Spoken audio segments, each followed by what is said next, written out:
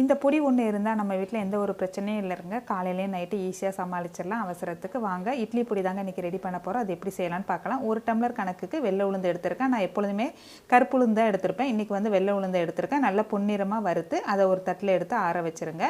கருப்பு உளுந்து போட்டால் உடம்புக்கு ரொம்ப ஹெல்த்தி, இல்லாதனால வெள்ளை உளுந்து போடுறேன். அதே டம்ளரில் 1/2 டம்ளர் கடலைப்பருப்பு எடுத்து பொன்னிறமாக வறுத்து அதையும் மாற்றிடுங்க. அது கூடவே 1/4 டம்ளர் வெள்ளை எள்ளு, கருப்பு எள்ளு சேர்த்துக்கிட்டால் ரொம்ப நல்லது. வெள்ளை எள்ளை நல்லா பொரிஞ்சதுக்கப்புறம் அதையும் தட்டி நல்லா ஆற வச்சுருங்க. அதுக்கப்புறம் முக்கியமான ஐட்டம் காஞ்ச மிளகாய் வறுக்க போகிறேன். நான் ஒரு 10 காஞ்ச மிளகாய் எடுத்திருக்கேன். உப்பு போட்டு வறுத்துக்கோங்க. அப்போ தான் அந்த இருமல் எதுவும் வராமல் இருக்கும். சிம்லேயே வச்சு வறுத்து எடுத்துருங்க. கூடவே ஒரு கைப்பிடி கருவேப்பிலையும் சேர்த்துட்டேன். தேவையான அளவு உப்பு, பெருங்காயத்தூள் எல்லாத்தையுமே சேர்த்தாச்சு. ஃபஸ்ட்டு மிக்ஸி ஜாரில் அரைக்கும் போது வந்து நீங்கள் காஞ்ச மிளகாய் போட்டு லைட்டாக ஒரு சுற்றிக்கோங்க. அதுக்கப்புறம் மற்ற பொருட்களையெல்லாம் சேர்த்து நல்லா கொரப்பாக அரைச்சி எடுத்துருங்க. செம்ம டேஸ்ட்டாக இருக்கும் இந்த இட்லி பொடி. இந்த மெஷர்மெண்ட்லேயே நீங்கள் பொடி ட்ரை பண்ணி பாருங்கள். ரொம்ப டேஸ்ட்டாகவும் இருக்கும். ஒரு 15 நாளைக்கு ஸ்டோர் பண்ணி வச்சுக்கலாம்.